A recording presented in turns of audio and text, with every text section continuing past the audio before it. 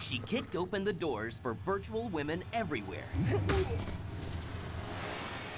Someone asked me who Lara Croft is. I'd have to say that she's the infamous female adventurer.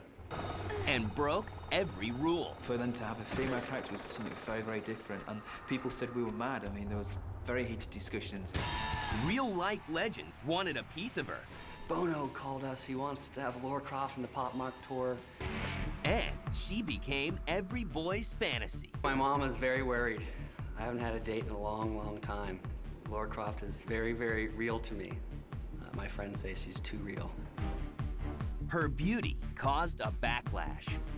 She's unproportioned. That's not natural. You know, physics it doesn't work like that. While her adventures inspired millions. Lara is a fantasy. She is what everybody wants to be, boy or girl. She represents an Indiana Jones type character where you can go out and find something, hunt it down, take care of the baddies, and then prevail over evil. This is the story of a sexy, kick-ass character who became a virtual goddess. Prepare yourself for Lara Croft. Don't you think you've seen enough?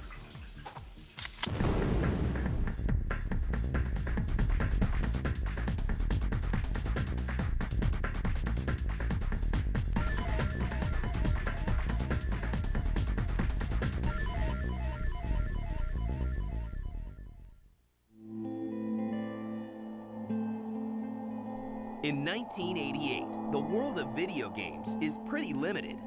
For the most part, there were very rigid genres. There was fighting genres, there was role-playing games, sports games, and driving games. Confident he could make better games, Jeremy Smith, a 27-year-old computer salesman, uses an inheritance to start his own game development company. His kid brother soon joins the ride. People would come to Core Design with a concept or a game idea. So for a good 4 years, we were developing games, some of the old classics, Rick Dangerous and things that sort of went out and that we developed, but not on a Core Design name. After years of developing, the brothers decide to come up with some concepts of their own. They release Thunderhawk and a few other successful titles. And by the mid-1990s, the red-hot Core Design is adopted by gaming giant Eidos Interactive. And just in time, because the brothers are preparing to drop a bombshell on the entire video game industry. We sort of still have to wake ourselves up and pinch ourselves that we, you know, very sort of created this character. This character comes from a brand new concept. For the most part, the landscape of gaming was more of the same, meaning it was more of what people had been accustomed to from the Nintendo Super System and the Sega Genesis. People keep forgetting this is the one that established 3D character-based action-adventure. This is it. There were lots of what we'd call first-person character games around where, you know, you're just the eyes of the character, you don't actually see the body of the character. And we really wanted to move it to the next level. And where will this new character live? And we had this idea that we wanted to be a sort of an adventurer, and we go to these strange, bizarre places in the world, but so let's do it through a video game. And this new adventurer, what would he be like? And we wrote down things like we wanted the character to have an agility, a coyness. We wanted people to relate to the character. We wanted them to be vulnerable. We didn't want the character to be sort of a muscle-bound superhero. The closed minds began to open. And when we wrote all it down, it actually was a woman. The idea of having a woman play the lead character in an action game stirs controversy. We were very conscious that up until then, 95% of the game-playing public, you know, sort of 7 years ago, were male. And for them to have a female character was something very, very different. And people said we were mad. I mean, there was very heated discussions. Very revolutionary, and it was extremely risky at the time. Nobody realized what the impact would be on the game. A young graphic artist at Core is given the lucky assignment of creating this female heroine. Keep in mind, the person who created Lara Croft was an 18-year-old boy from England. And like any 18-year-old boy, he has some images of women that, you know, pop up in his mind. And those looks are raising eyebrows, questions, and much, much more. And I get asked the question a lot, you know, proportionally, why does she look like she looks? It's done for a reason, and that reason being that you know, proportionally she's drawn like that so that actually people notice her features. And boy, do they notice. If we made her waist a little bit larger, she just looks like a cylinder. She looks like, you know, you don't notice anything. But this babe is more than just a smoking body. This character being a sort of a gymnast, an athlete, that was something that we wrote down in this paper. We wanted this person to be able to jump large gaps. We wanted to have that fluidity and slinkiness, really, in how she moved. Every hot-bodied virtual female ass kicker needs a good name. How about Lara Croft? We thought it'd be far more attractive for the American people to pay an English character as opposed to an American character. So we changed the name to Lara Croft. We thought Croft was very sort of upper crust British. Lara Croft is an heiress who turns her back on high society to explore archaeological finds across the world. The game, named Tomb Raider, offers a beautiful character set in a world of true 3D thrills.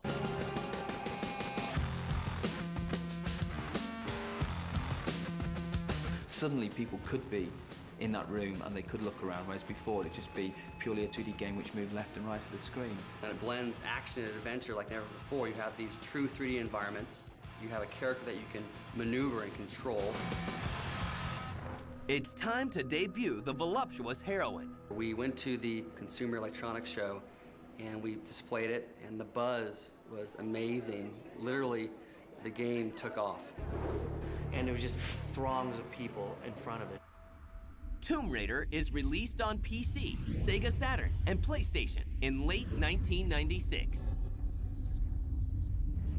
Lara Croft sets out on her first adventure to find the Scion, a treasured artifact from Atlantis. The game creates its own category.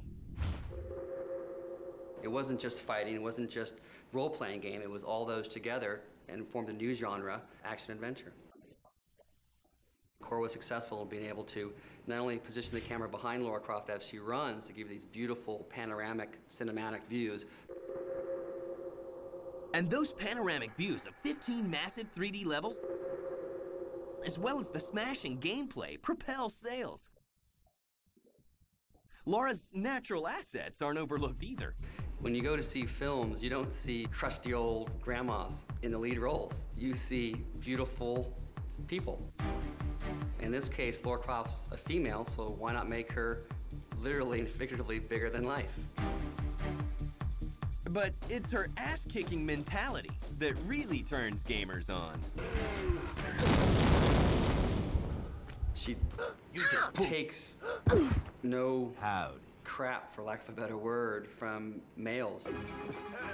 She's in there to win it. She's basically enters every situation to come out on top. So make some room, boys, because Lara Croft has arrived. I remember going to the local store and seeing people walking out with the game and queuing to buy the game, and I was just standing there thinking, this is so bizarre. Tomb Raider sells more than 1 million copies in less than 4 months. She was kind of a bigger-than-life force. She really drove the boat, actually. We just kind of hopped on and went along for the ride. But every good character needs a good nemesis. There was a site that was strictly set up to essentially exploit Lara.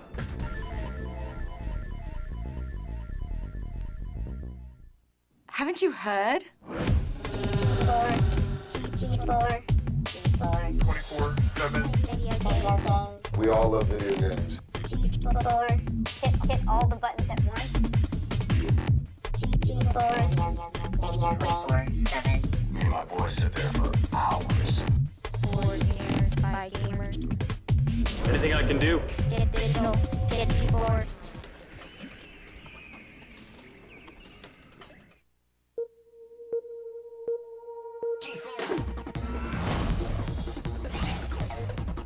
G4, the only 24/7 cable TV network dedicated to video games and the people who play them.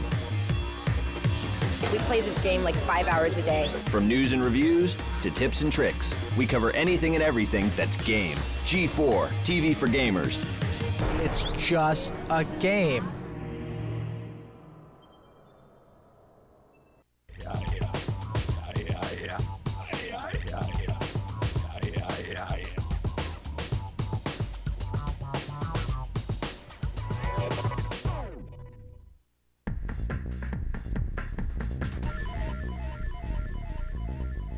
By January 1997, Lara Croft, the tough and sexy heroine of the Tomb Raider video game, has battled her way through controversy to find a spot at the top of the sales charts worldwide.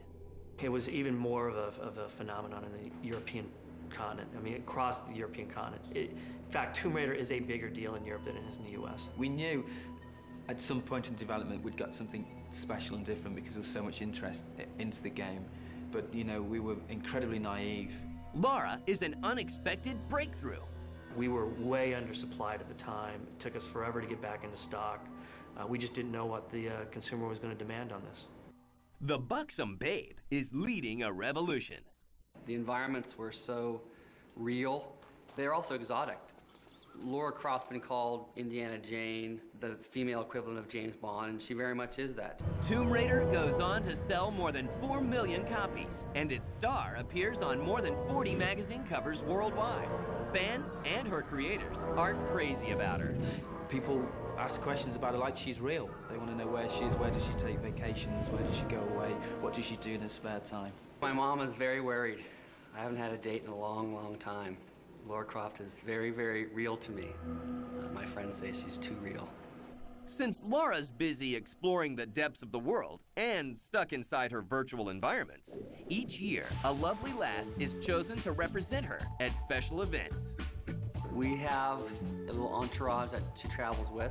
It includes 2 makeup artists, a handler, if you will, and 2 bodyguards, because she really is swarmed at the show, and now people look forward to it. But some of the real-life Laras cause real-life problems. Rona, she just started saying that she was Lara Croft. And Lara wouldn't do that. Lara wouldn't open a EB store in Derby, England. And it's like, well, yes, she is. You're Lara Croft. We're paying you. Get your ass up there and open up that store. So, you know, but she still was the best. Noah McAndrews was a fantastic model. Until we found out one day when a Playboy showed up on my desk with her on the cover, which was at first exciting, but then when you went and saw the pictorial, that's something Lara Croft would never do. Or would she? There was a site that was strictly set up to essentially exploit Lara and to show her naked. That was not how we wanted our image portrayed, really our corporate icon portrayed. And so we went after them with a vengeance, and we shut it down. Core Design is given a tough assignment by parent company Eidos. Deliver the next Lara game in time for Christmas 1997. And almost everybody expected a second game, which was strange to us because we never even thought about doing one. What Eidos did was go back to Core and say, look, we've had this success. We've got to figure out a way that we can get this game year in and year out. We actually developed it over about a 9-month period, which was madness in hindsight. This time, Lara is teamed with a powerful partner. Well, right after Tomb Raider 1, we then signed our exclusive agreement with Sony. And, you know, Lara became sort of an icon that was very much associated with Sony and with the PlayStation 1.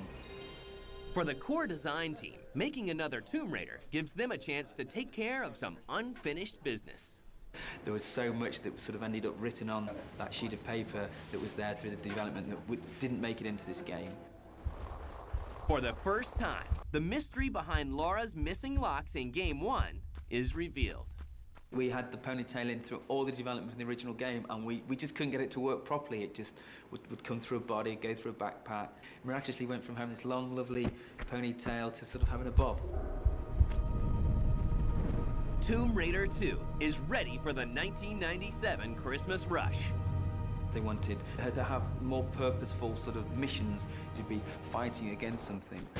In the new game, Lara races from Tibet to Venice to keep the Dagger of Xi'an, an ancient icon possessing great powers, from falling into the wrong hands. Her motivation was the challenge. Very, very alike to Indiana Jones. It wasn't financial, it was none of that. You know, we always said she was very financially well off from her background, from her breeding. So her challenge and her motivation was really the buzz of the experience. Along the way, she must battle sharks, eels, killer Dobermans, warrior monks, and crazed cult members. And Lara's the only character that could sort of save the world. With the new game comes a new wardrobe. We'd said, look, she's been through all these exotic locations in the world, and suddenly she's going to go into the ice and she can't have her little shorts, bless her, she's going to freeze. So we looked at, you know, the bomber jacket and different things that we could dress her in, but that were still in character. Laura's modes of transportation. Lara in a boat driving around Venice was so great for us to do. And technological advances refine the beauty's features. So Lara physically, you know, she went from having sort of, I can't remember the exact number, but 180 sort of polygons, things that make her up, to maybe 200. So suddenly she became a little bit smoother. The extra polygons enhance Lara in more ways than one. IDOS releases her measurements as 38, 24, 34. This causes an uproar. She's unproportioned. That's not natural. You know, physics it doesn't work like that. We never intended to be sexist, and I hope we never came across as sexist. This was a character that we created and loved. I mean, we love Lara. And fans love Lara's new look and the new game. With smoother gameplay and more complex puzzles, Tomb Raider 2 sells more than 2 million copies, only weeks after its release on PC and PlayStation in November 1998. It's that horrible word, and it's that must-have. It was a must-have game. People that had PlayStation, and it became their lives. These people, I know people that took weeks off work and sat in a room, in a dark room, and played Tomb Raider. Other video game companies now have their own babe-like characters. Lara seems to have proven that girl power is dollar power, and that she is the reigning queen of video games. There are Lara Croft books, and plans are announced for a live-action movie featuring Lara's character. And the animated actress is invited on tour with one of the world's most popular bands. It's you two on the phone, it's like, yeah, wow, you know. I thought it was a joke when I got an email from Adrian Smith at Core saying, Bono called us, he wants to have Lara Croft on the Pop Mart tour. You know, Paul, it's the tour with the huge video screens. They want to have Lara Croft on there. It was just like, you know, Christ, these are huge, huge, huge megastars, and they'd like to use Lara. It was such an honor, really. Lara's invincible. In November 1998, Tomb Raider 3: Adventures of Lara Croft is released. Tomb Raider 3 had a lot of suggestions from gameplay that we took from the gamers and the folks from Core, you know, digested them and picked the ones that made sense and actually put them in there. Lara's new quest has her searching for an ancient meteor that possesses life-giving powers, set in 5 dazzling new locations, like India, Antarctica, and England. Her look, she was further developed. She had more outfits. She became a little bit slinkier in her movement. We sort of reanimated, we reinvented her almost. We sort of re-looked at all of the moves that she'd had and changed them all. Let's meet the new, more limber Lara. We introduced elements that we'd never had before, crawling. We sort of went a lot more on the climbing element of it and the monkey swing element of it. New vehicles. And even more evil enemies. Initial sales are promising, but for the first time, reviews are less than glowing. You know, for me, as a consumer and player of the game, as well as obviously being responsible for it, I think the third was probably our weakest. Your perception is bad. I don't know about that. Lara's fans were disappointed, but nothing could prepare them for what would come next. Don't you think you've seen enough?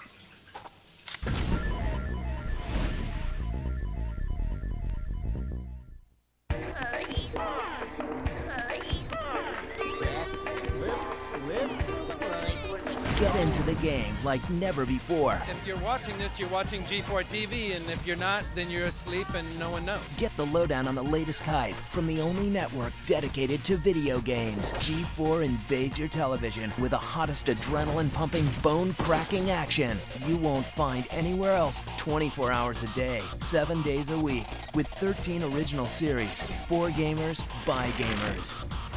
Hi, I'm Bill Sindelar, and welcome to Blister. G4 goes behind the scenes. Playing music, video games, and scratching, it's the same type of energy, just releasing your soul through just having fun. To bring you the insider information that no gamer should be without. He walked up to me and was like, "You want to be in a video game?" And I was like, "Yeah, but it's got to be really cool." With up-to-the-minute news and reviews. You've got a game, we've got a way to crack it. This is one of the best platform games ever made. I'd rather eat rocks. Play this game. You'll never miss another trick. Oh, Lord. From the beach to the video arcade. So we're taking these hardcore gamers and we're matching them up with the model. What would you say is your strategy? Throttle them until they cry. To the depths of cyberspace. In real life, it hurts when a girl slaps you in the face. But in virtual life, there's another hot elf waiting just down the road. G4 doesn't just take you to the game. Let the games begin! Tonight, we'll see if our current champion can hold their own against the challengers. They put you in the game. Head over to the website. You can recommend what games we play, who we talk to on the show. Each week, we bring it to life. We all dream of being NBA players. It's our chance to be NBA players today. Your vote counts. I'm real. And that's not all. Yo, what's up? This is Coolio with The Flow. Keep your eye out, little punk. Next episode of Players. You'll go behind closed doors. I'm actually in the Madden 2002. You're in it? Yeah. That's so cool. To find out who's playing what. We play this game 5 hours a day. Well, you can never have enough gore. And who's just being played. This is Tony Hawk. What's up, yo? We are the Executioners. This is Pink. You think you're a true player? We're players. I'm a player. Yeah. For life. Then get into the game.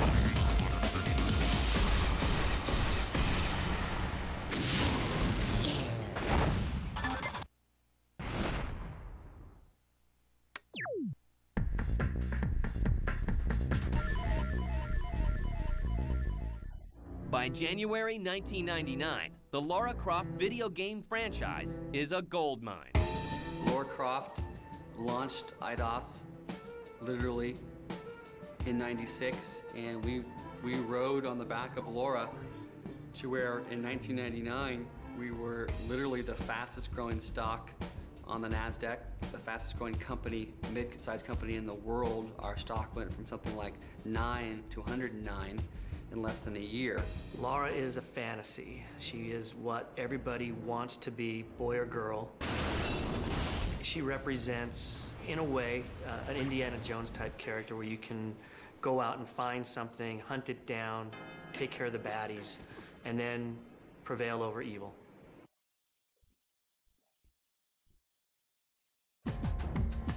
IDOS stock is soaring thanks to strong Christmas 1998 sales of Tomb Raider 3.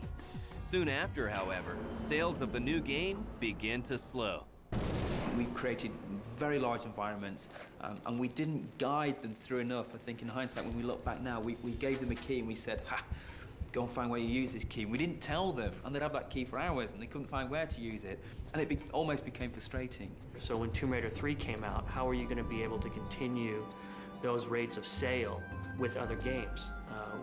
So we purchased companies or we put other games in development, but nothing had the same impact as Tomb Raider. So you go back to core and say, well, we need Tomb Raider 4 now. Tomb Raider: The Last Revelation is released for Christmas 1999, but Lara's fans are more than frustrated by the fourth game. I don't think anybody was happy with the game at the end of the day. We felt our results could have been better. We were asking way too much of the team, expecting them to be able to put these types of games out year on year on year. We said, look, we've been everywhere. We've been into London, we've been into sewers. Let's get back to Tomb Raider. Let's go back to Egypt. Let's go back to where we started. But for Lara, going back to her roots will be her last adventure. She finally meets her match in an Egyptian tomb. So we came up with the idea of killing her off. Quickly, girl, before it collapses around you.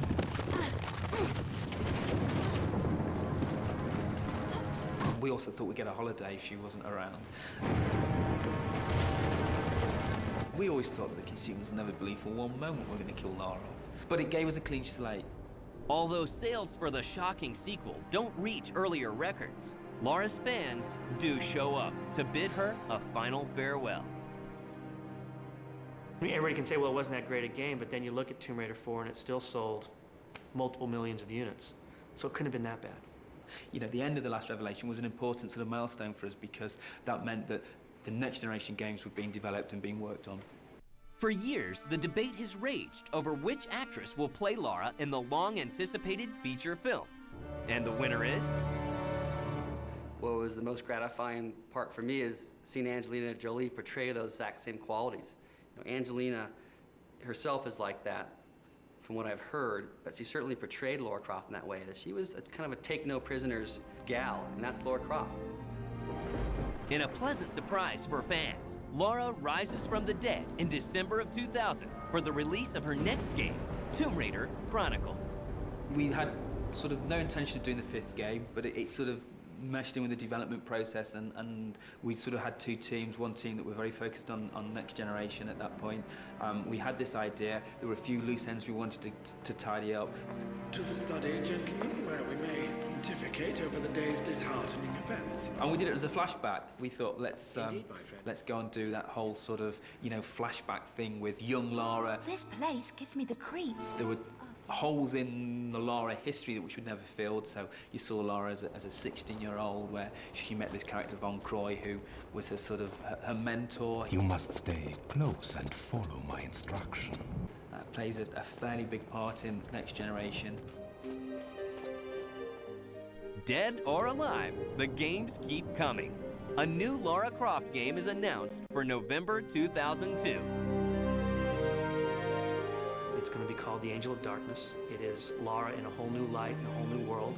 A little darker, a little edgier, a little grittier. She's not your brother's Lara. She's going to be a new Lara with a new look, and she's in a lot of trouble, and you got to help get her out of it. Something happens in the beginning of this game, which suddenly the world is out to get Lara, which is totally alien to her, and that means that the situation that she's in, what she has to do, is very, very different. People are going to get a much more in-depth look at her personality, actually be able to experience her feelings, her fears, her likes, her dislikes. She'll be vulnerable for the first time. And for the first time, players will feel a special connection with Lara, unlike any before. The Lara that you play will be potentially different than the Lara that I play, not physically in looks, but maybe in outfit, but more so in ability. I might be able to run a little bit faster than you, so I can get through that door that you can never get to because it closes before you get there, but you might be able to climb better than me, so you can shimmy around that corner and drop into that room that I can't get into. So the ponytailed heroine lives on, at least in some sort of alternate universe, and in the hearts of fans worldwide. What does Lara represent? I think somebody that really knows her mind. She really has a zest for life. Lara Croft was not only a video icon, she was the digital diva and still is for all of computer technology. Even today, we've seen lots of the games come and go. They're always going to be the next sort of Lara Croft replacement, and still today she reigns supreme. She is the industry icon for the next generation of hardware. Just Lara Croft is kind of a role model for women out there who find themselves sometimes in a male world where they can say, you know what, I'm my own woman. I don't need men. I make my own rules.